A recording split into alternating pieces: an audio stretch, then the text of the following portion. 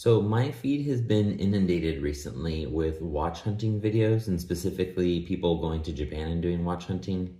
And so I set myself an exercise of what are the watches that I would be on the hunt for if I had an unlimited watch budget. First up is the Zenith triple calendar, but with the date. And this is like a neo vintage model. For me, I'm not really a dress watch type of person, but when I saw this on Instagram the other day, I fell in love with the design because it reminds me of something that you'd get on like a Patek Philippe. Obviously, it's not finished to that degree, but the fact that you can find these for like $3,500 to $4,500 to me is a steal. Next up is the Cartier. I really would like a stainless steel model, but I can't decide between the Ballon Bleu or the Cartier Drive. I like both for different reasons, but I can't decide at the moment. Next up, this is more of a nostalgia play for me, but it's the Omega Seamaster, but from the Pierce Brosnan Bond days. He was who I watched as James Bond growing up, so that for me, at like $3,000, $3,500, I think that's a really good budget Omega Seamaster play. And then next up for me is the Tag Heuer Monaco. After having had more hands-on time with it, I really like how it wears. I like the unique case shape and the design.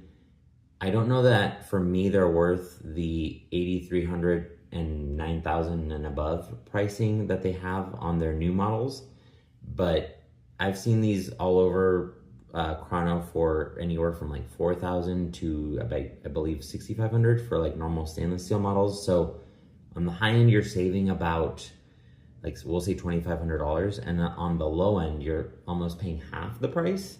So for me, used all the way for the Monaco.